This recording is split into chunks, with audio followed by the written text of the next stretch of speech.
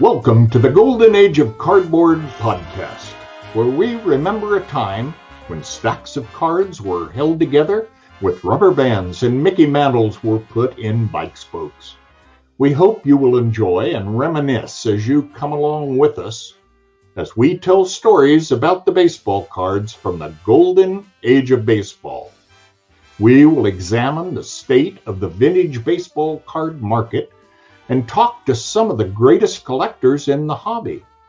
You won't be hearing us talk about any chrome or shiny cards here. Now, to take you on this retrospective journey, here's your host, direct from the shallow end of the gene pool, my son, Mike Moynihan. Yo and hello, everybody. My name is Theo. I'm here with Chris from Missouri. How you doing, Chris? Well, we're not with Mike Moynihan. I guess I'm doing great, man. Somebody's going to turn this on and be like, man, Mike looks a lot younger and a lot better looking, huh? I don't know. Somebody that they think we hijacked the beast or something.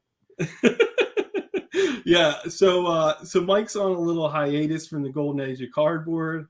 And, he's putting a couple of yahoos like us in place to take over for him for a couple of shows. So thank you, Mike, for this opportunity. It's always been one of my favorite shows on YouTube and one of my favorite podcasts. So this is an honor. I think it's kind of cool because, if it wasn't for Mike, I mean, I hate talking nice about him and he's not even around, but if it wasn't for Mike, I wouldn't be doing YouTube. I wouldn't be showing cards and he got me doing this about a year ago, and I just hope we do it. I hope we do it justice, and we can still make fun of him a little bit as well. Yeah, we can. This will be his best episode ever. So, so what I wanted to do today with Chris is my favorite YouTube videos aren't reveals. They're not, my favorite videos are videos that have great stories, and my favorite videos that have stories are when somebody has a great pickup story. And it's either the treasure hunt aspect or finding something for a bargain that shouldn't have been a bargain or finding something that a family member might have had. So today I talked to Chris about why don't we talk about some of our favorite card pickup stories. So that's what we're going to do today. How's it sound, Chris? It sounds great. I kind of have mixed feelings about this because, we're sharing. I always feel a little bit embarrassed, maybe that might not be the term, but to share, oh, I got this at such a good price, or I've got such a good deal. So, I'm not a very humble guy most of the time, but and I like to brag about stuff on occasion. But this is one thing that this is going to be I've told this story to one or two or a few people at a time, but I've never shared it with a big audience like we're going to share it with today. And so I'm going to try not to be apologetic in doing some of this stuff.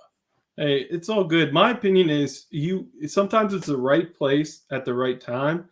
And if you're going to card shows, you're surfing on eBay a lot, you're putting yourself in position sometimes to have a great story. So I think it is what it is. So why don't you actually start off with the first story? I'm going to start off with a recent story. And this, I don't know, it might not be that big a deal for some, but it just happened not too long ago. When I say not too long ago, it happened last year about this time. I was not feeling very good. And I have this nightstand right by where I look at cards at night before I go to bed and stuff. And I was looking in there for some medicine of some sort. And so the drawer wouldn't open very well. And, it's just a little stand like this about waist high. And I'm digging in there and it wouldn't open up. And then so finally I opened it up with too much effort and the drawer came out. And when the drawer came out, nothing fell out of it or anything like that. But I looked in the back, and I think we have 20 junk drawers in our house, and most people do. Yeah. But I looked in the back of that thing. I found 5 cards, and 5 cards that that weren't graded, that were placed in there for some reason. I put them in there. I forgot that I put them in there. Maybe I drank a little bit, so maybe I had too much, and I put them in this drawer to hide them. But I'm going to show you what these cards were and what I got. And I sent them off to be graded at various times. But one of them was a Mike Trout rookie card. Wow, what'd that grade? PSA 10 is the one that. What? This is that one. I have a few Mike Trout cards, rookie cards, but this is the only 10 that I have, and that was pulled out of that drawer. Was it in a top loader? Yes, it was. They were all in top loaders, but that was one of them that I pulled out. And when I pulled this thing out, a year ago, or it was a little longer than a year ago, probably. But the value of this, I mean, you could imagine. I was high-fiving myself and, just rolling around, and had this card, and I was pretty excited. But this wasn't the only thing. So there's 5 cards that mean something. There was a Pete Rose, 77 record breaker or 79 record breaker of Pete Rose in there, but I'm not showing it today. But a Patrick Mahomes Donruss rookie card was in there. My. Wow. And, this is just a base card, but it graded a 10. Oh, my. And another Patrick Mahomes rookie card. Now, I don't know if this is the correct card, because I own quite a bit of these rookie cards that I'm now giving out as wedding gifts as they're Chiefs fans. But there was 2. So one, one rookie card of Mike Trout, 2 rookie cards of Patrick Mahomes. Now, I'm not finished yet on this. I'm going to show you all 5 of these cards. Wow. The Ichiro Pujols rookie card. Ichiro Pujols rookie card, and I also have another one of these, but I thought, I mean, this was not even graded. I don't know why. I mean, it had to be put in there after 2017. What grade's that one? Oh, well, this is a 9, and I don't know if this is the right card. This is the exact card, but I think the other one is a 9 as well. So I think I wish I had time. I wish I'd have put labels on them there, Theo. Yeah, you could have done the old tape job on there. The economy for putting labels on there, and if I would have put a label on this thing, I would have known which one. Yeah, and the could have been the junk drawer find. I love it. Go ahead. Yeah. And then the final card. I mean, this is I don't feel bad about. I don't feel bad about it. It's kind of funny, but this is a Miguel Cabrera rookie card. So 5 rookie cards was in that top desk drawer. And after I opened that drawer to get that medicine out and found these cards, I was cured. I didn't need any more medicine. I was good. Wow. I wonder, do you have any idea how long those were in there that you didn't realize they were in there? So there was a 2017 Patrick Mahomes in there. So it had to be, that was the last card. And I remember a friend of mine telling me, you need to go after some of these Patrick Mahomes cards. They're going to be worth something. And I said, well, okay. And I think I made a trip to the card shop and picked them up, not very expensive at the time, and then was looking at them. And I was thinking about getting cards graded. I hadn't started grading cards yet. And so I think I had those in that drawer thinking, okay, should I grade these with some vintage stuff? And I just forgot about them and set them in there. And, it was Christmas for me, man. It was just, I just loved that. That's really cool. I can imagine you and your wife are sitting there in bed at night. She's got her nightstand on. She's reading a book. you're sitting there looking over cards you want to get graded. She's like, turn off that light, Chris. Exactly. That would be hilarious. I'm actually, whenever I come out to your house one day, I'm going to be looking through your couch cushions. I'm going to be looking all over the place. I bet you I can find something. I got plenty of junk drawers for you to look into. Yeah. Just clean them up after you're in there. All right, so I'll go next. So what are you going to show me? So what are you going to tell me? Yeah, so one of my favorite and one of my oldest collecting stories is going to the local flea market. I'm from Western Pennsylvania, and we had like one stoplight in our town. We had a flea market every Sunday, and we had one, it was called the drugstore, where you can go get sodas and things like that. So every Sunday, my grandfather, he had an old beat up truck. He would drive me to the flea market because he was a hoarder, as a lot of those old guys were back then. And he was always looking to buy just different junk. So he would take me out there, and it was one of those memories I'll never forget. And he would always let me buy a couple packs of baseball cards at the flea market. So I haven't been there for over 25 years. And I decided one day to go back. I was like, well, maybe there's still card dealers out there. I'm curious. So I went out there, and of course it was raining all day, and it's an outside flea market. So I've kind of figured I'm probably not going to find anything here.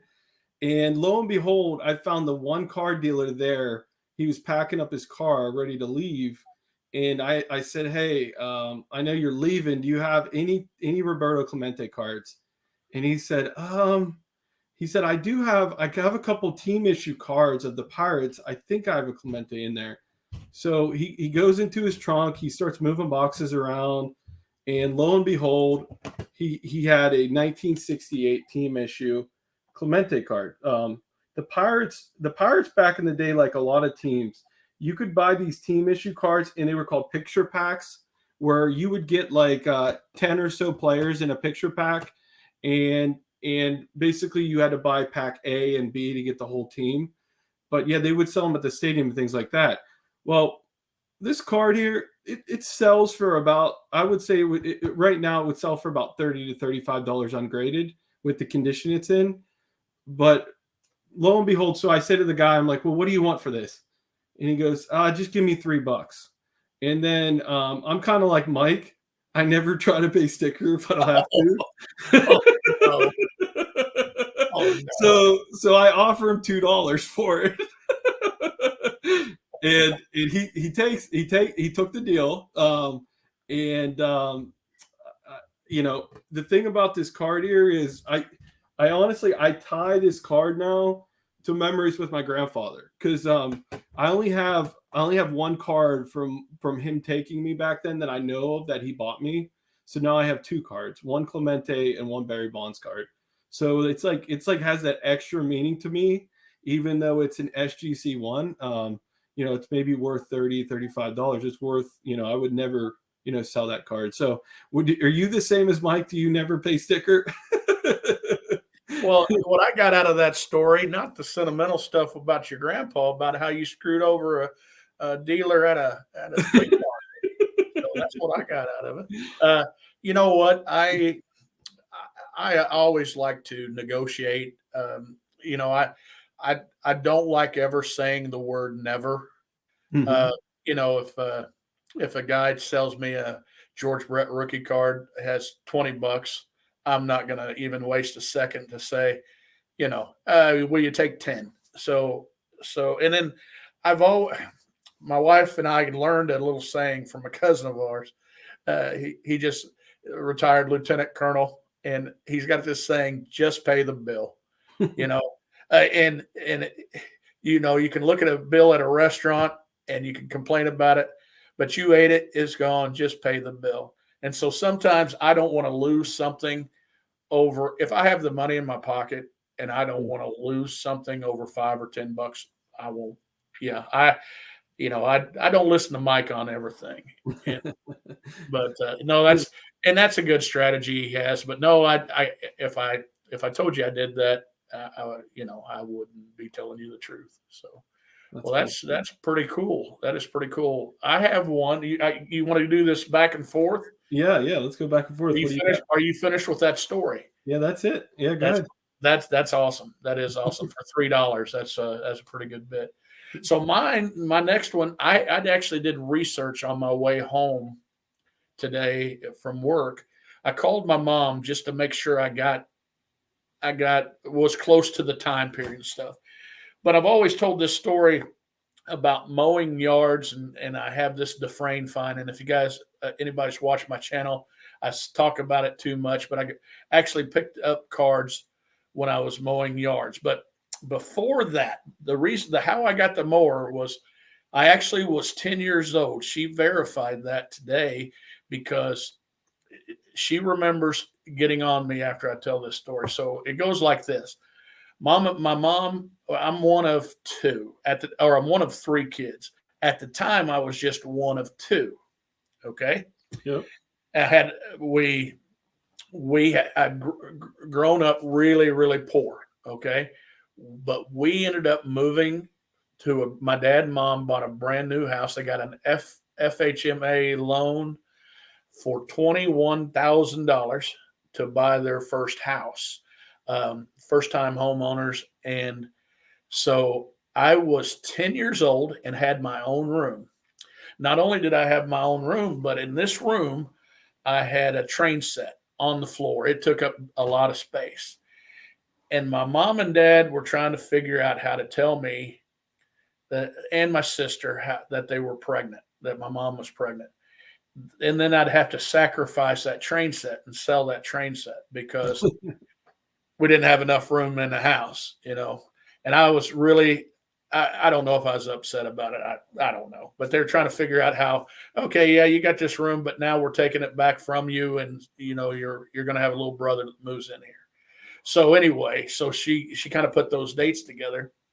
And I was 10 years old, and they were getting ready to tell me about being pregnant. And I went with my mother to a garage sale. So, and she was big into garage sales back then.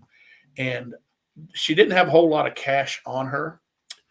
And, I guess I was being a whiny kind of 10-year-old because she reached into this little, it's a box suitcase kind of thing. And anyway, it was real heavy and all that kind of stuff. And she opened it up and looked inside, and there was some quilts in there and some other blankets. And when she reached up a corner of the quilt, there was some cards laying at the bottom, and I saw them.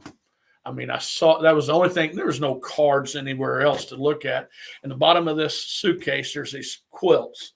And I'm like, oh, mom, those are baseball cards. My friends have baseball cards. I want those. And I'm like, she goes, no, I got $10. I'm not spending $10 on this box of quilts. And, and I'm pleading with her, I'm just pleading with her. And she bought some other stuff, and we were walking out to the car, and I was just mad, and I hardly ever talked back to my mom, and I never talked back to my mom without getting hit. So I was, so she went and fumbled through the car and found some change and some other money. And she went, paid the lady, and didn't talk to me. She picked up the whole thing, put it in our little station wagon, didn't talk to me. We drove back to the house. And I'm excited, and I'm talking to her just a mile a minute going home. Mom, I know I saw a George Brett card in there, blah, blah, blah. And then, going nuts. And this, so when she gets out of the car, and takes the suitcase into the house, pours it out on my bedroom floor, throws the quilts at me. And I remember she remembered what she said to me too. And now my mom was the wife of a Baptist preacher. My dad was a Baptist preacher. Oh, wow. And my mom was more religious than my dad. And I've never seen my mom drink in her life. And I've only seen her cuss maybe 2 or 3 times, but this was one of them. And she said, if I have to pick up these cards, you're 10 years old and you're crying out there like a baby. If I have to pick up these cards, I'm going to burn every one of them in a pile in the front yard. And boy, is she glad she didn't, even then, because what I ended up doing, and I'm going to show you the cards that I got. Now, I didn't sell any cards, but what I ended up doing was I sold my train set. Okay. Which buying that train set or selling that train set, I got $55 out of that train set. Okay. Wow. Here, 55. I took that $55 and bought a 19-inch Swisher mower push mower. Yeah. And that's why I would not have gotten the Dufresne cards had my mom not bought those cards. And so here's just those cards are, some of those cards are, I still have some. It was just a random bunch of stuff. And I don't even know if these, but I know what cards were in there. So there's a 58 Mickey Mantle was in the bottom of that thing. And so that started my Mickey Mantle. My dad was a huge Mickey Mantle fan. And this was the bottom of that thing. Oh, I want that card. That's the because we're on podcast, Chris, call out the card. It's a 58 All-Star card. And Mantle. 58 Mantle All-Star. It's in red backing to it. It's got that swing, and it's just beautiful. Yeah, and then the next one, and it was a 57. Oh my gosh, Mickey Mantle baseball card. And then I knew I'd seen them, and these aren't the exact cards, but there was 3 George Brett rookie cards in there. Wow. And so, and what is funny is those cards weren't old. I mean, they were like 2 years old or at the time. So they were in great shape, and, you know, the Bretts were. Wow. And, I don't remember the lady that had the garage sale was in my small little hometown. I don't remember her name. But I just remembered that starting my cards.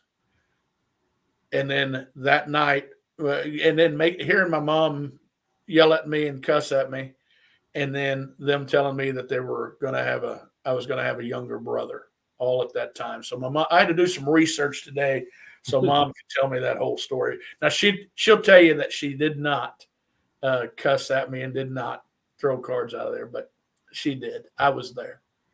That's a great story. I cannot believe that those Mantles were in there. That's insane. You saying about begging your mom for cards, like, I think a lot of people out there can relate. When I was growing up, that was the first person I went to was my mom. She was the one that went to the grocery store usually. And I would go with her. And that's, even when I got into Pokemon later on, that, I would beg her for packs of Pokemon cards. But, I could you imagine what the collections would look like out there if the guys out there had to depend on their dads to buy them the cards? It would be sad. And my mom did the same thing. Like in the 70s, she would buy Hostess cupcakes and stuff and Twinkies, and those cards were on the back of there. And she even made a drawer so I could open the cupcakes up, dump the stuff in the drawer, take the box and try to cut it up. So you're right. If I had to, my dad actually started collecting after I did. When my younger brother, which we just talked about, got to be about 6 or 7, my dad started to collect cards. Wow. And he passed away. He's been gone for a while, but my brother, has all of my dad's cards. And but if he was collecting the same time I was he would have ended up with the better cards. Yeah. And that suitcase full of cards would not have been my cards. That would have been his cards. So that's cool. That's cool. It's cool to hear that your dad started collecting with you. I know I'm trying to collect with my son, so it's definitely a memory you want to have. But I'll go into my next story then. That was cool, man.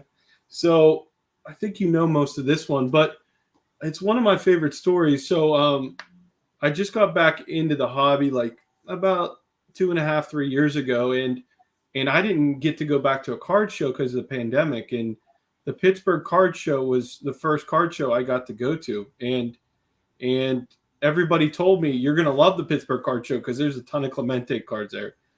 They said you might see more Clemente at the Pittsburgh show than at the National, and it is probably close. But two of the big Clemente dealers at the Pittsburgh show also dealt at the National, so it's probably close. But I had a small budget. I just really wanted to go there and experience what it was like to be at a card show, take it all in. And I actually got to go in early because somebody at my church is actually a dealer, and he said if you help me set up, you can get in like 4 hours early. So I was like, oh heck yeah! So I got to get there early. But to my surprise, one of the dealers there, his name is Clemente Clubhouse. He actually bought a lot of the items from Hunt Auctions that the Clemente family auctioned off, and there was a group of cards that he bought and he got graded by SGC. They were KDKA cards, and I'll show it on the screen for people watching. But this is from 1968. KDKA is a radio station and also TV station out here in the Pittsburgh area. So he bought these cards and he sent them to SGC, and he actually asked SGC to put on the slab Roberto Clemente collection because they were owned by Roberto. So they did that, and he still had cards left. He actually got them a year earlier, and he still had some cards left. And I said, all right, that's the only thing I need to buy today. So I made sure I left with one of those. But they actually came with a certificate of provenance. It actually says Vera Clemente signed these at the bottom on top of the SGC slab. And what I wanted to do, though, is I said, you know what? This is an old SGC label. It's graded authentic. I bet you that they didn't ask SGC to properly grade these. So I actually reached out to SGC and said, hey, did you guys just grade these all authentic, or did you guys actually grade these proper because they're all authentic? And he said, no, we just graded them all authentic. That's what they asked us to do. I said, well, can you put a number on? Can you put a number grade on if it gets a number grade? Because I felt like it looked better than an authentic. And they said, yeah, send it in. So send it in with $20. They cracked it for me. They crossed it, and it got a 3. And it still says Roberto Clemente collection on it, which was obviously I wasn't going to do it if it wasn't going to say that on there. But this was the only 3 that had this. But father and son, I don't know if you ever watched your father and son, RJ and his son, they actually bought this card too after they saw mine, and they asked me how I got it graded, and they sent it in and they got a 3 also. So there's two 3s out there now, which is kind of cool. But I finally saw one of these sell on eBay in the authentic grade. It actually sold a couple weeks ago, and it actually went for $200. And I bought this for $125 whenever I was at the Pittsburgh show. So it was a lot more affordable than you would think it would be. So, but that's one you'll have. Absolutely. If somebody said, take 3 cards and put them to the side, sell everything else, that would be a card that I would never want to sell. Yes. But like anything else, you still keep an eye out to see like the market for your cards, even if you're never going to sell them. It's still nice to, even if you're never going to sell your house, sometimes it's nice to go on Zillow and stuff and see what it's worth. So that's kind of my thought on it. That's awesome. That's awesome. Yeah. It's one of my favorite stories. And, whenever somebody who's not into the hobby looks at my collection, that's one of those ones that I always want to show them, just to, Roberto actually had this card in his possession, which is really cool. Gotcha. That's all. Yeah. That's awesome. Well, we're going to do another one. I think, we're only at 30 minutes. I think we can get one more in each. I don't see why not. Okay. Well, so I have a few stories, not near. I haven't picked up cards like that. I mean, I do have one that I've talked about where I picked up this thing at one of my most recent card shows that I've been to, and that's a 53 Bowman color Dodgers in action, and it's a proof. And I I tell that story a lot, so I was kind of tied to that one. I was going to tie to these Miss Dufresne fine cards with the nice little labels on them that I've already talked about with you a bunch of times. But one I think I'm going to talk about, I'm really not going to show. I'm not going to show any cards. Okay. And even if we have another one later, I have another one too. But so when I was 14 years old, there was one of the first card shows that I ever went to was just 7 miles away from my house. And it was, I loved it. I was a vintage collector when I was 14 years old. Okay. Because the cards that I got was from when I was 14, and I didn't open up much packs. Okay. I guess I did open up some from like a Kmart where they had the hanging packs or the hangers, and I could see what cards I was getting. But I've always been hunting cards, and so I gravitated over to this dealer's table, and he was super nice, and he had a little sign on his table about what he was looking for, and I kind of leaned over to my dad and I said, "Hey, I have one of those cards, and so I told him which one I had, and he was looking for 54 Bowman, okay, and he was looking for a 54, I believe, Bowman, and if I tell this wrong, I'm getting old, but it was either a Duke Snyder or a Roy Campanella, and I'm going to tell it like it was a Roy Campanella because that's what I've told everybody in my life, because this changed my collection more than anything else. What I'm doing here changed the way I collect, and it kind of made me card rich. And this is what I mean. I told the guy, I said, "Hey, I have this card," and he, I'm 14 years old, and he's trying to complete this set, and he looks at me like he's probably heard that 10 times today. Somebody said, "Hey, I got this card at home," but I'm not. Sure you do. And so I told him I had it at home, and he said, "Well, if you do, I'll give you $50 for it. If it's in bad condition, I'll give you." And he wanted to complete this. Wanted to complete it. He said, "If it's in really, really good condition, I'll give you $100." Oh, wow. So Dad said, "Well, let's go. You're going to sell that thing no matter what." So I go home. He rushes me home. And we had to pay to re-enter too. We had to pay another $1 to re-enter. My dad argued to the guy about paying another dollar to get back in. But anyway, I got that card, and I was walking up to him about as proud as a 14-year-old could be. And I told him I had that. I showed him that card, and he looked at me, and at that time he was going through a sack of cards. Like almost a grocery sack full of cards, and they're Hall of Famers, just you name it, just all kinds of good stuff. But they'd look like they'd been washed. The corners were all rounded real bad. Some of them kind of stuck together. Yeah. And but anyway, he said he looked in the case. He said, "I'll give you $100 for this, but if you want to trade, I'll trade. You can get more than $100, that kind of stuff." And I thought, wow, I'm Roy Campanella didn't cost me anything, So I was looking through there, and anyway, he was making a deal with the guy on that sack, and I think he ended up giving the guy $10 or $20 for that sack of cards because they were just in terrible shape. And I told him, I said, "Why don't I took a couple other cards, and I can't tell you I can't tell you what those cards were, but I said, I'd like can you throw that in?" He said, sure. He said, they're in terrible shape. They're not going to be worth anything. And so when I got into that sack, it was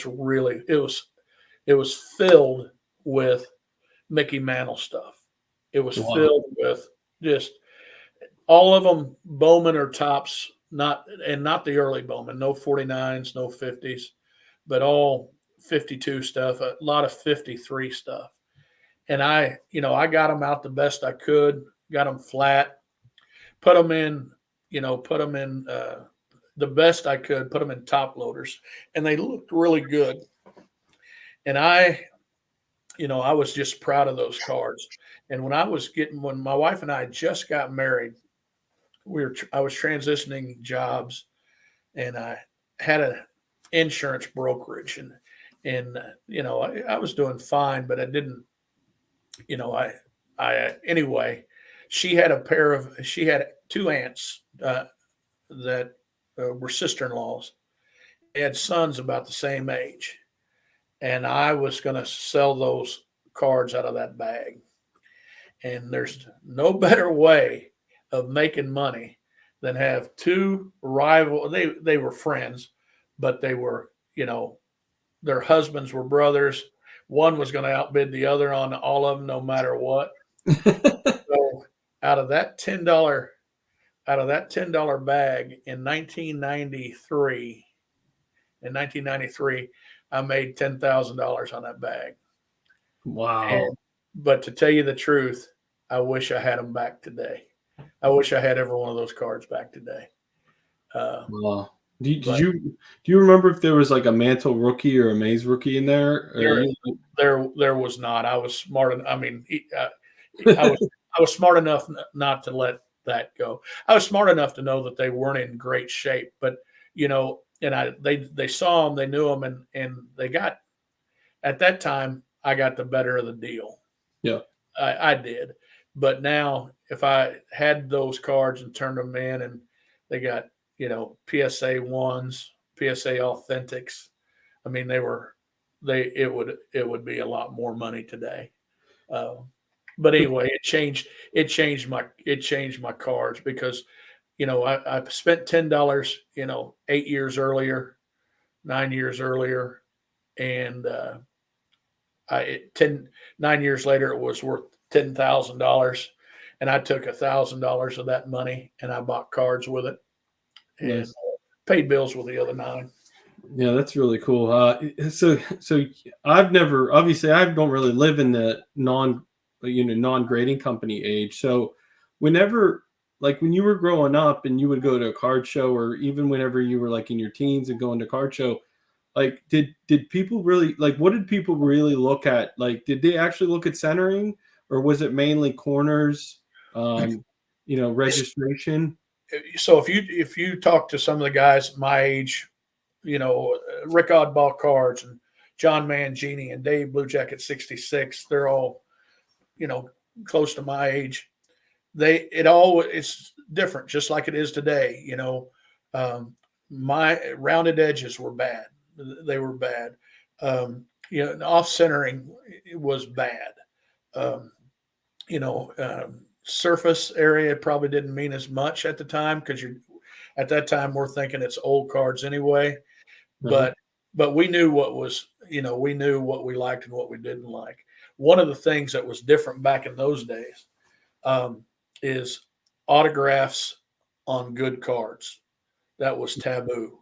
That brought it was hammered into our heads that you don't get a rookie card autographed. You don't get any card autographed unless it's a Kmart series card, or if it's something, if it's something not of their playing days, something McDonald's or Burger King card. But do not get a rookie card graded. And boy, how things have changed, huh? Yeah, you really gain value whenever that card's autographed. It's definitely different. I really want a playing day Stan Musial card autographed. I would love to have one, because I think the Stan Musial autographs are out there, obviously, but obviously the supply will keep going down over the years. So I'm hoping they're not too expensive. I'm hoping to get one. Yeah, and you will. He signed a lot. He was very generous and stuff. And there he was getting older. He made it a point to sign like a lot every day. There's stories about him just contractual to sign a certain amount of cards, and he kept it up. Well, yeah. So let me go into my story here. So my story is that whenever I got back into the hobby, I actually sold a lot of my dad's cards for him, and I actually sold 3 of his Mickey Mantle cards. And right afterwards, I felt a little bit of regret that Mickey Mantle obviously is one of those players that every collector wants to have one or a couple in their collection. Even if you're a Pirates and Clemente collector, you still want to have Mantle in your collection. So I had that regret, and months go by, and then I started being friends with more guys on YouTube, and one of them was Adam from Splendid Sports Cards. I'm sure a lot of people who listen to this listen to him, but he was having a contest where if you can guess how much the Mantle PSA 9 rookie card is going to sell for, he'll give you a $10 eBay gift card. So I just threw a total guess out there. I figured I'll never win. I never win anything. So I just threw a guess out there, and next thing you know, like weeks later, he reaches out and says, "You were $8,000 off of what it sold for." Oh. He's like, "You won." I was like, "What? Like, how did I get that close too?" So he's like, "I'm gonna send you this gift card right now. Like, you could send digital ones." So he just sent it digital, and I was like, "You know what? Adam loves Mantle. Let me just go on auctions right now and see what's ending soon." So I go on auctions, and next thing you know, I find a Mantle poster that's going to be ending soon, and you could see the Clemente poster behind me. I just love the 68 posters. They're big. They have great pictures on them. Well, a Mantle poster was coming up to end, and somebody had the starting bid at $40, and nobody bid on it. So I'm thinking to myself, well, maybe because this guy started it at $40, it scared people off to even watch it. So I sit there, I wait till there's a minute left. I put in a bid for $50. It sells for $40. Nobody else bid. And I just love this thing. It's usually on the wall behind me, but I love how big this poster is, and the image of Mantle on here is just great to me.